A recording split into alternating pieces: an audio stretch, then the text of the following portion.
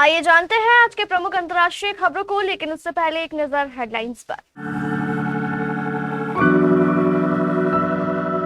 56% गाड़ियों का इंश्योरेंस नहीं, इसका चालान काटो, सुप्रीम कोर्ट का आदेश। झारखंड में आमरण अनशन पर बैठे देवेंद्र नाथ महतो, स्टूडेंट की क्या है मांग। भारत के विदेशी चंदा कानून में बदलाव से नाखुश अमेरिका, संसद में बोले ईसाइयों पर हमला। ईरान युद्ध में क्या खत्म हो गया है अमेरिका की लंबी दूरी की मिसाइलों का भंडार। ट्रंप के दौरे से पहले उनके गोल्फ कोर्स के पास से एक हथियारबंद युवक गिरफ्तार। नेतन्याहू ने डोनाल्ड ट्रंप को फिर दिखाई आंख, बोले जब तक हमास हथियार नहीं डालेगा तब तक गाजा से नहीं हटेगी सेना। फ्रांस में कुदरत का खौफ, जंगल की आग ने पहली बार बनाया डरावना फायर क्लाउड। गजनी और महाभारत फेम एक्टर प्रदीप रावत का 74 साल की उम्र में निधन। और जाहिर खान ने खरीदी 3-4 बार की चैंपियन टीम के बने सह मालिक। अगर आपकी गाड़ी का इंश्योरेंस नहीं है तो हो सकता है कि निकट भविष्य में आपको पेट्रोल पंप से तेल ना मिले। सुप्रीम कोर्ट ने मंगलवार को सड़कों पर बिना इंश्योरेंस वाली गाड़ियों के चलने की समस्या से निपटने के लिए यह सुझाव दिया है कि जिन गाड़ियों का बीमा नहीं है उनका चालान काटो और ऐसी गाड़ियों को तेल भी मत दो। कोर्ट ने यह भी निर्देश दिया है कि हाईवे और सड़कों पर लगे कैमरों का इस्तेमाल ऐसी गाड़ियों की पहचान करने और उनके मालिकों को चालान भेजने के लिए किया जाए। भारतीय सड़कों पर चलने वाले लगभग 56% वाहनों का बीमा न होने पर हैरानी जताते हुए जस्टिस संजय करोल और जस्टिस प्रशांत कुमार मिश्रा की बेंच ने कहा कि इससे मोटर व्हीकल एक्ट की धारा 146 के तहत अनिवार्य बीमा का मकसद ही खत्म हो जाता है। नतीजतन सड़क दुर्घटनाओं के पीड़ितों को मुआवजा पाने के लिए लंबे कानूनी संघर्ष से गुजरना पड़ता है। बीते 2 जुलाई को झारखंड पब्लिक सर्विस कमीशन 14वीं की प्रारंभिक परीक्षा के परिणाम आए। कुल 2204 अभ्यर्थियों ने मेंस यानी मुख्य परीक्षा के लिए क्वालिफाई किया। मुख्य परीक्षा की तारीख 18 से 20 जुलाई तय की गई। रिजल्ट आते ही सवालों का सिलसिला शुरू हो गया। कैटेगरी वाइज कट ऑफ जारी नहीं हुई। इसी बीच एक अभ्यर्थी की कथित optical mark recognition sheet social media पर वायरल हुई। कथित तौर पर इसमें उसने सिर्फ 48 सवाल भरे थे, फिर भी उसका चयन मुख्य परीक्षा के लिए हो गया था।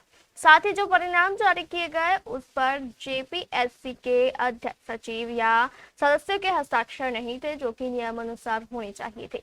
इसके बाद मुख्य परीक्षा को कैंसिल कर दिया गया, जिसके बाद झारखंड में छात्रों का प्रदर्शन जारी है।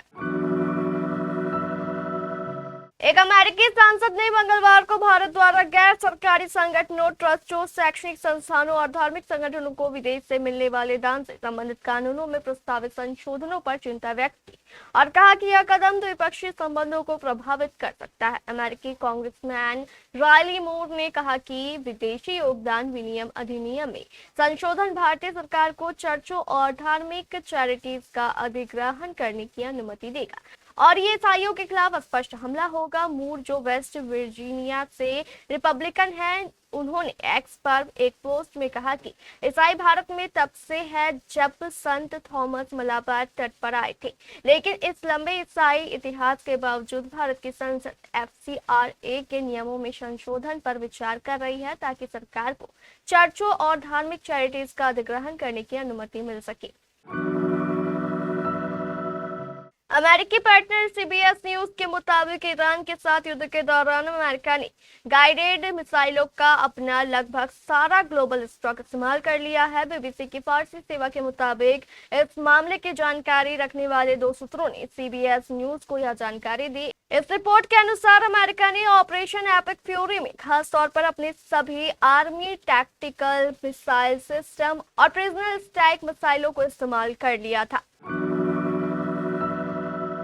कैलिफोर्निया में अधिकारियों ने राष्ट्रपति डोनाल्ड ट्रंप के निजी गोल्फ कोर्स के पास से एक शख्स को गिरफ्तार किया। ट्रंप वहां पर फंड जुटाने के लिए आयोजित एक डिनर में शामिल होने वाले थे। जांचकर्ताओं का कहना है कि रेंचो पालोस वर्डेस में ट्रंप के नेशनल गोल्फ कोर्स ने 38 साल के जैनिन जॉन टैले को गिरफ्तार किया है। उनके पास से एक पिस्तौल और गैर कानूनी गोला बारूद बरामद किया गया।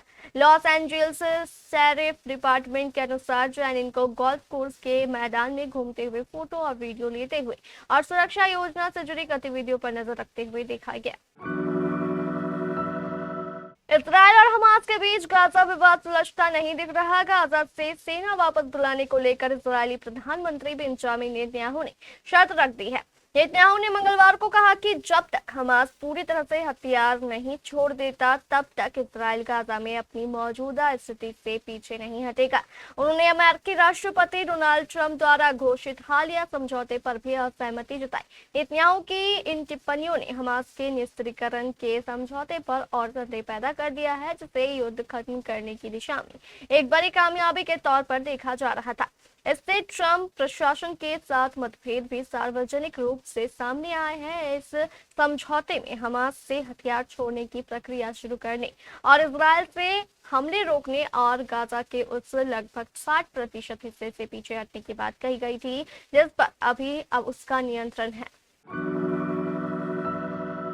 दुनिया भर में जंगल की आग चिंता का विषय है। तमाम योजना बनाने के बाद भी जंगल की आग पर काबू पाना आसान नहीं होता है। अब फ्रांस के जंगलों में लगी हुई आग जो विशाल होती जा रही है, इस बीच चिंताजनक घटना सामने आई है। जुलाई 2026 में फ्रांस में फायर फाइटर्स ने कुछ ऐसा देखा जो देश में पहले कभी दर्ज नहीं हुआ था। बोर्डो के पास जलते जंगल के ऊपर धुएं से भरा एनविल यानी हथौड़े जैसा काला बादल बना और अपनी खुद की बिजली पैदा कर रहा था। यह था पायरोक्यूमुलोनिम्बस या फायर क्लाउड। जब जंगल की आग इतनी तेज हो जाती है कि वह सुपर हीटेड हवा का कॉलम आकाश में भेजती है, जो ठंडा होकर तूफानी बादल बन जाता है और उसी आग को और फैलाता है। बॉलीवुड के मशहूर अभिनेता प्रदीप रावत का 74 साल की उम्र में निधन हो गया। समाचार एजेंसी के मुताबिक उनका निधन मंगलवार को मुंबई में हुआ। प्रदीप रावत कैंसर की बीमारी से जूझ रहे थे। प्रदीप रावत ने गजनी और लगान जैसी फिल्मों में अभिनय किया। इसके अलावा उन्होंने बी.आर. चोपड़ा के मशहूर सीरियल महाभारत में भी अश्वत्थामा की भूमिका निभाई थी। लगान फिल्म के को स्टार यशपाल शर्मा ने सोशल मीडिया पर श्रद्धांजलि देते हुए अपने दोस्त के निधन की खबर शेयर की। भारत के पूर्व क्रिकेटर जहीर खान ने बहुत तगड़ा इन्वेस्टमेंट किया है। वो लंका प्रीमियम में एंकर जाफना किंग्स फ्रेंचाइजी में हिस्सेदारी खरीदकर टीम के सह मालिक बन गया है। दरअसल इस टीम को पहले जाफना किंग्स के नाम से जाना जाता था, लेकिन अब Scott home state anchor sports AB group ने इसका अधिग्रहण कर लिया है। 4 अगस्त को डील ऑफिशियल होने के बाद टीम का नाम बदल दिया गया और एंकर जाफरा किंग्स कर दिया गया। एंकर स्पोर्ट्स के मालिक नागेंद्र सिद्धोतम के साथ मिलकर जहीर खान इस फ्रेंचाइजी के नए मालिक बन गए हैं। यह पहली T20 फ्रेंचाइजी नहीं है जिसका अधिग्रहण एंकर स्पोर्ट्स ग्रुप ने किया। इससे पहले वह यूरोपियन T20 प्रीमियम लीग में एंटवर्प एंकर्स और कनाडा सुपर 60 लीग में वैंकूवर एंकर्स की पुरुष और महिला दोनों टीमों का मालिकाना हक प्राप्त कर चुके हैं। पीयूष चावला भी लंका प्रीमियम लीग में जाफना किंग्स के लिए खेले हैं। भारत के इस दिग्गज लेग स्पिनर को सिर्फ 2 मैच खेलने का अवसर मिला, जिसमें उन्होंने 2 विकेट चटकाए।